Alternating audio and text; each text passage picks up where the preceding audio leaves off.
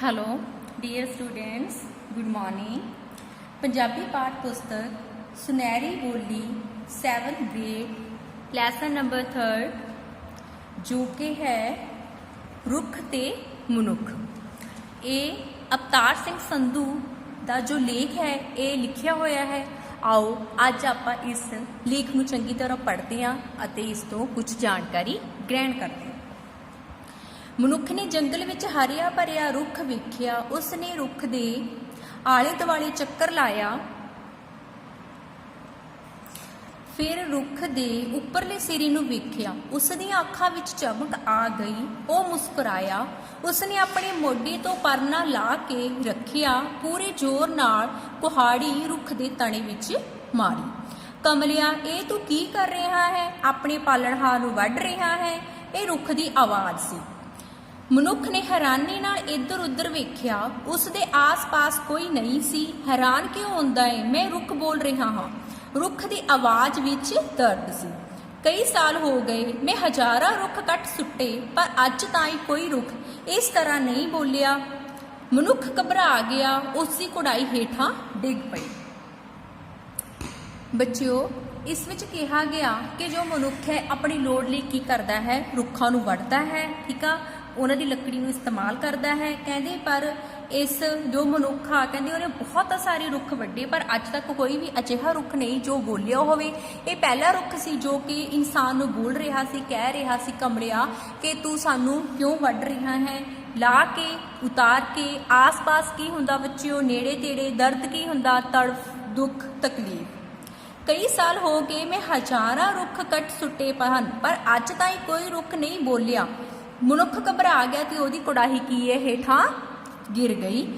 हुण अत हो चुकी है, तो हरे भरे संसार नूं उजाड़ रहा है। कमलिया, मैं तेरे जन्म तो लैके तेरी मौत तक तेरा साथ निभाउंदा हां, पर तू अकिरत कण निकलिया। जद तेरा जन्म हुंदा है तो लकड़ी ते पंगूड़े विच पाया जाता है, ते फिर तेरी मौत वेले भी लकड़ी दी चिता चिणी जाती है। अचानक रुख टकोरे लैण लगिया। ठीक है, रुख कह रहा सी मनुख नूं कि तू मैनू उजाड़ दिता है। हरे भरे रुख भाव हरे भरे संसार उजाड़ दिता है, बर्बाद कर दिता है। कहना मैं देख किन्ना तेरा साथ निभाउंदा। जदों तेरा जन्म हुंदा, जिस भगोड़े विच तैनूं पाया जाता वो भी की है, लकड़ी दा हुंदा है। बट जदों तैनूं अंत वेले तेरा अंतिम संस्कार किया जाता है तां भी की है, इस लकड़ियां जो मेरियां है, ठीक है, मेरे दरख्त दियां जो लकड़ियां है तेरे काम की करदियां हन, आउंदियां हन। अकिरतकण हुंदा भी तू की एक बहुत ज़्यादा स्वार्थी निकलिया। ठीक है, मनुख रुख की है। फिर मनुख ने यह गल्लां कह के हटकोरे लैके भाव ओह रोण लग पिया।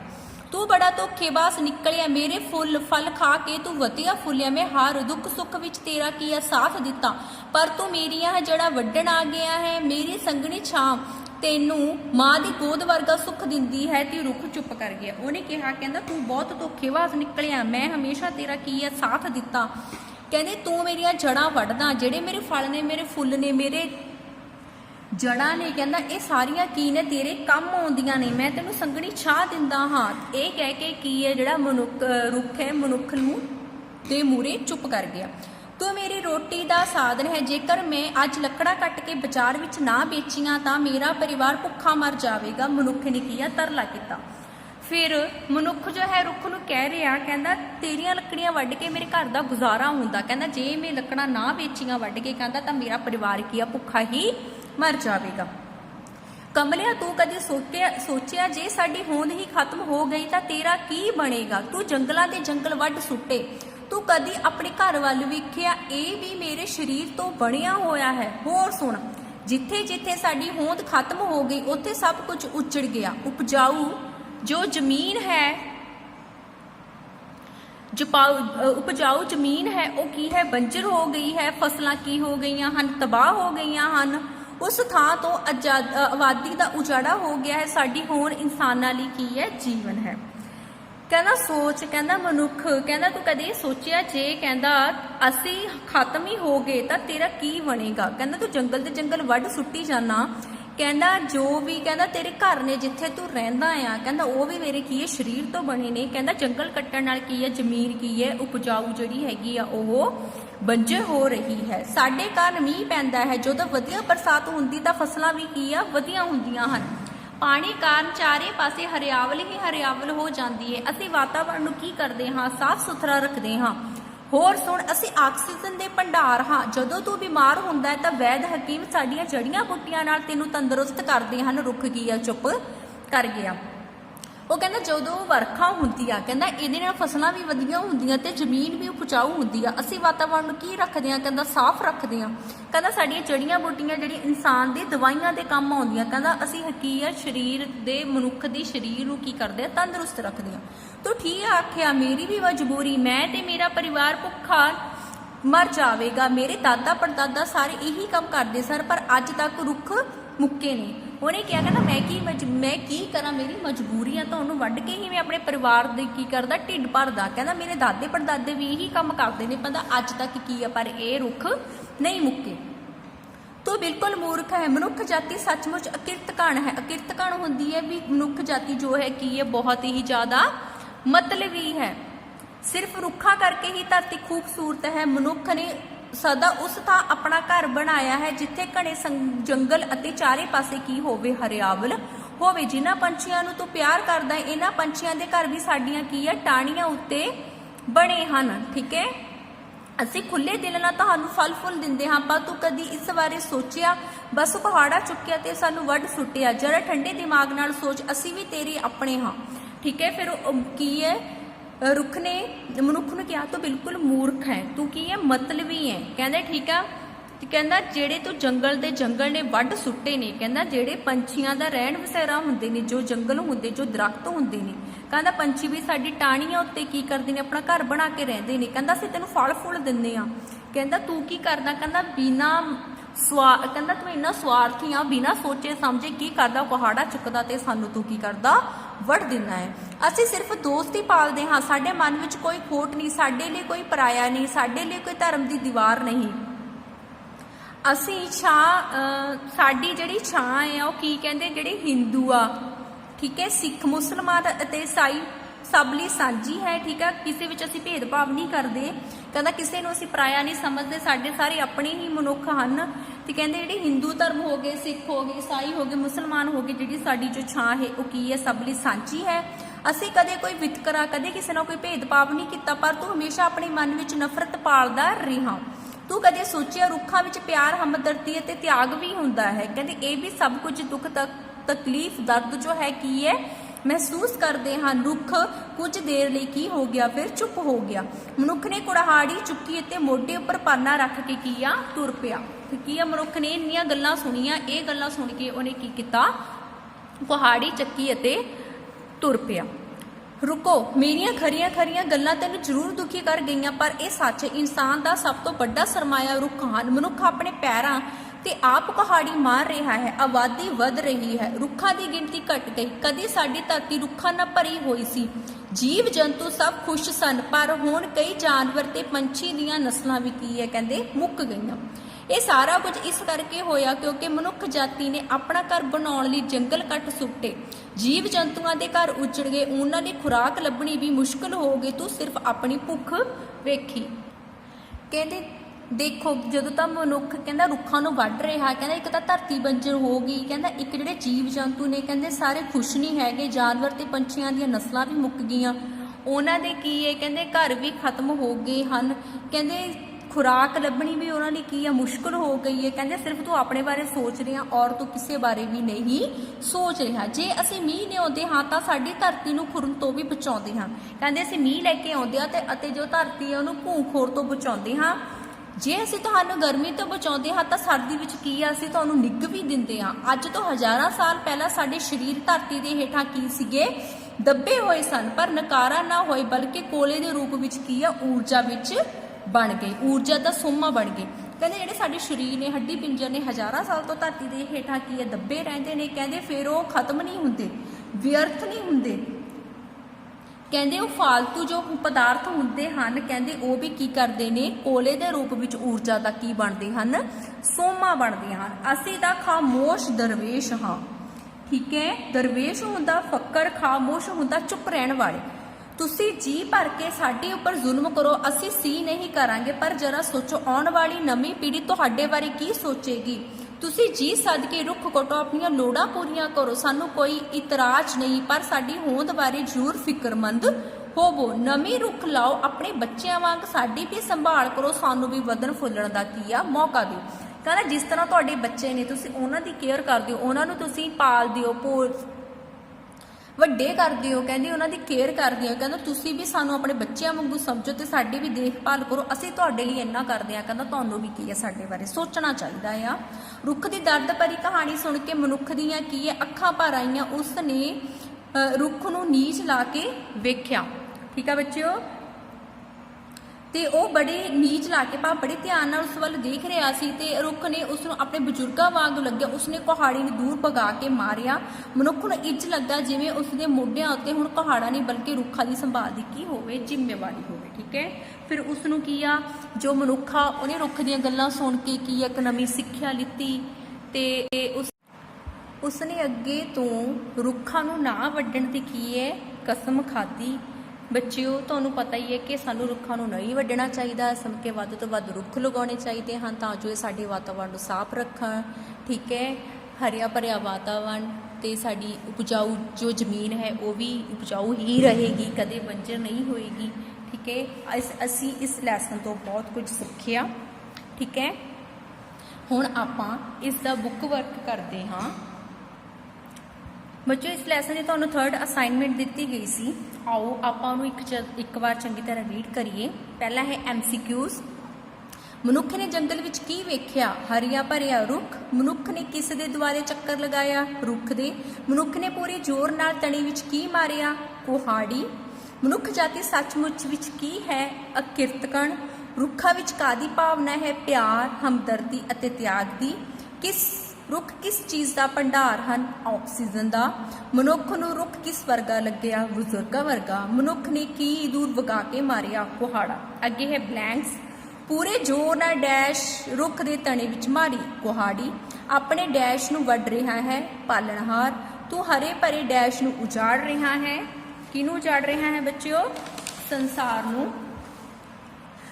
ਰੁੱਖਾਂ ਦੇ ਕੱਟਣ ਨਾਲ ਉਪਜਾਊ ਜ਼ਮੀਨ ਡੈਸ਼ ਹੋ ਜਾਂਦੀ ਹੈ, ਬੰਜਰ। ਸਾਡੀ ਹੋਂਦ ਇਨਸਾਨਾਂ ਲਈ ਡੈਸ਼ ਹੈ, ਜੀਵਤ। ਰੁੱਖ ਡੈਸ਼ ਨੂੰ ਸਾਫ਼ ਸੁਥਰਾ ਰੱਖਦੇ ਹਨ, ਵਾਤਾਵਰਣ ਨੂੰ। ਪੰਛੀ ਆਪਣੇ ਘਰ ਰੁੱਖਾਂ ਦੀਆਂ ਡੈਸ਼ ਉੱਤੇ ਬਣਾਉਂਦੇ ਹਨ, ਟਾਹਣੀਆਂ ਉੱਪਰ। ਮਨੁੱਖ ਨੂੰ ਰੁੱਖ ਆਪਣੇ ਡੈਸ਼ ਵਰਗਾ ਲੱਗਿਆ, ਬਜ਼ੁਰਗਾਂ ਵਰਗਾ। ਅੱਗੇ ਹੈ ਟਰੂ ਫਾਲਸ। ਉਸ ਦੀਆਂ ਅੱਖਾਂ ਵਿੱਚ ਚਮਕ ਆ ਗਈ, ਠੀਕ ਹੈ। ਹਰੇ ਭਰੇ ਰੁੱਖ ਵੇਖ ਕੇ ਮਨੁੱਖ ਦੀਆਂ ਅੱਖਾਂ ਵਿੱਚ ਚਮਕ ਆ ਗਈ, ਇਹ ਵੀ ਠੀਕ ਹੈ। ਰੁੱਖ ਨੇ ਮਨੁੱਖ ਨੂੰ ਪਰ ਉਪਕਾਰੀ ਕਿਹਾ, ਗਲਤ ਹੈ। ਕੀ ਕਿਹਾ ਸੀ ਬੱਚਿਓ? ਅਕਿਰਤਕਣ।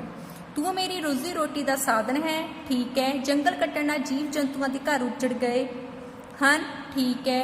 ਰੁੱਖ ਉਸ ਨੂੰ ਆਪਣੇ ਬਜ਼ੁਰਗਾਂ ਵਰਗਾ ਲੱਗਿਆ, ਠੀਕ ਹੈ। ਉਸਨੇ ਕੁਹਾੜੀ ਨੂੰ ਆਪਣੇ ਕੋਲ ਹੀ ਰੱਖ ਲਿਆ, ਗਲਤ ਹੈ। ਅੱਗੇ ਬੱਚਿਓ ਹੈ ਵਾਕ, ਆਸ-ਪਾਸ। ਸਾਡੇ ਆਸ-ਪਾਸ ਕੋਈ ਜੰਗਲ ਨਹੀਂ, ਭਾਵ ਨੇੜੇ ਤੇੜੇ। ਅਕਿਰਤਕਣ, ਸਵਾਰਥੀ। ਰੁੱਖ ਨੇ ਮਨੁੱਖ ਨੂੰ ਅਕਿਰਤਕਣ ਕਿਹਾ। ਹਟਕੋਰੇ ਲੈਣਾ, ਭਾਵ ਰੋਣਾ। ਰੁੱਖ ਹਟਕੋਰੇ ਲੈ ਕੇ ਰੋ ਰਿਹਾ ਸੀ। ਬੰਜਰ। ਬੰਜਰ ਜ਼ਮੀਨ ਤੇ ਕੁਝ ਨਹੀਂ ਉਗਦਾ। ਤੰਦਰੁਸਤ। ਸੰਤੁਲਿਤ ਭੋਜਨ ਹੀ ਸਾਨੂੰ ਕੀ ਰੱਖਦਾ ਹੈ? ਤੰਦਰੁਸਤ ਰੱਖਦਾ ਹੈ।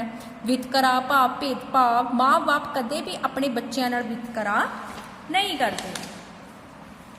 ਅੱਗੇ ਹੈ ਖਰੀਆਂ ਖਰੀਆਂ ਸੁਣਾਉਣਾ।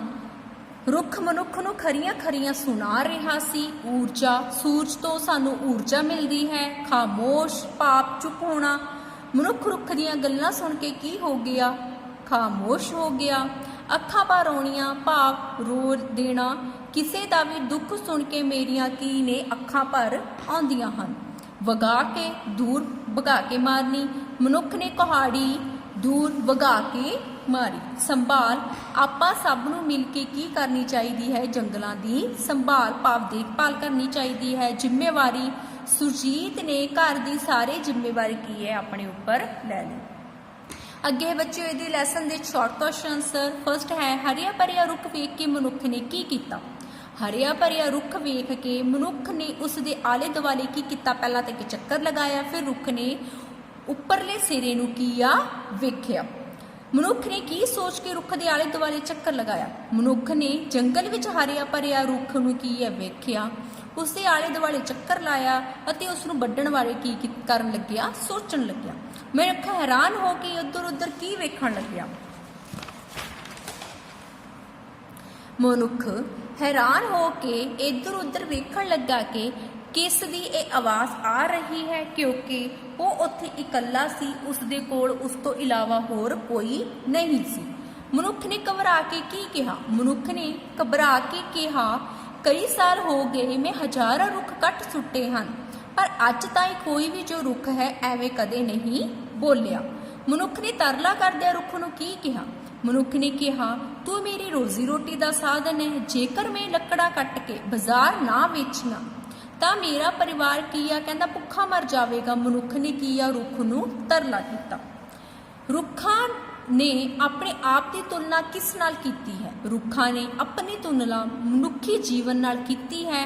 धरती ते जे सब कुछ खत्म हो गया तो मनुख की होंद ही की है, भाव वो खत्म हो जाएगी। रुख की दर्द भरी कहानी सुन के मनुख ते की असर होया? रुख की दर्द भरी कहानी सुन के मनुख दीयां अखां कीया भर आईयां। उसने कहाड़ी नूं दूर भगा के मारिया। ठीक है, धरती दे थल्ले दबे रुख की बन के ऊर्जा का सोमा बन रहे हैं। धरती ते थल्ले दबे रुख ते शरीर नकारा ना हो के, भाव व्यर्थ ना हो के, बल्कि कोले के रूप विच की है ऊर्जा का सोमा बन रहे हैं। अगे बच्चे हुए ये लॉन्ग क्वेश्चन आंसर। रुख ने हटकोरे लैंदिया मनुख नूं की कहा, मैं तेरे जन्म तो लैके तेरी मौत तक तेरा साथ निभाउंदा हाँ, तू की अकृतकार निकलिया, भाव तू एक स्वार्थी इंसान निकलिया। तेरे जन्म होण ते मैं तेनों लकड़ी के भंगूड़े विच पाया, मौत वेले भी लकड़ी की चिता चिणी जाती है। तो रुख की आ फिर ये कुछ कह के मनुख नूं हटकोरे लैके रोन लगा। रुख ने मनुख नूं अपनी होंद बारे की जतलाया, जे साडी होंद खत्म हो गई तो तेरा की बनेगा? तू कदे अपने घर वेखे, वो भी मेरे की आ कहंदा शरीर तो बने हैं। जिथे जिथे साडी होंद खत्म हो गई उत्थे सब च की है उजड़ हो गया, जमीन बंजर हो गई, सब फसलां की ने कहंदे तबाह हो गई, उपजाऊ जमीन भी की है खत्म हो गई। रुख ने मनुख नूं अपने गुण दसदे होए की महसूस करवाया। रुख ने कहा, ਅਸੀਂ ਵਾਤਾਵਰਣ ਨੂੰ ਕੀ ਕਰਦੇ ਹਾਂ, ਸਾਫ਼ ਸੁਥਰਾ ਰੱਖਦੇ ਹਾਂ। ਅਸੀਂ ਆਕਸੀਜਨ ਦੇ ਕੀ ਹਾਂ, ਭੰਡਾਰ ਹਾਂ। ਵੈਦ ਹਕੀਮ ਸਾਡੀਆਂ ਜੜੀਆਂ ਬੂਟੀਆਂ ਨਾਲ ਤੈਨੂੰ ਕੀ ਕਰਦੇ ਹਨ, ਠੀਕ ਕਰਦੇ ਹਨ। ਮਨੁੱਖ ਨੂੰ ਵੀ ਇਨਸਾਨੀਅਤ ਦੇ ਨਾਤੇ ਆਪਣੀ ਜ਼ਿੰਮੇਵਾਰੀ ਦਾ ਕੀ ਹੋਣਾ ਚਾਹੀਦਾ ਹੈ, ਇਨਸਾਨ ਹੋਣਾ ਚਾਹੀਦਾ ਹੈ। एहसास होना चाहिए है कि यह मनुख ਲਈ रुख भी बहुत ज़्यादा इंपॉर्टेंट हैं। अकिरतकण तो की भाव है? रुख ने मनुख ਨੂੰ अकिरतकण क्यों कहा? अकिरतकण तो भाव है कि स्वार्थी, क्योंकि रुख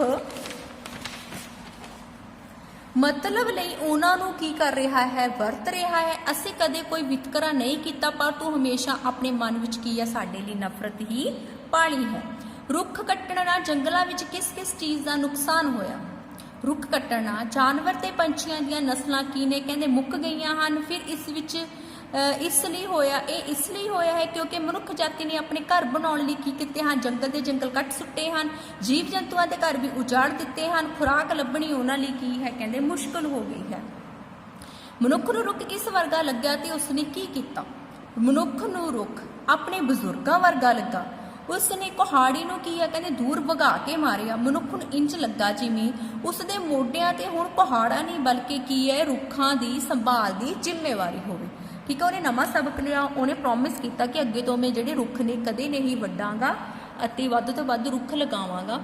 बच्चे तुसीं भी ये कहानी पढ़ी, इस तो बहुत सारी सिक्ख्या प्राप्त की।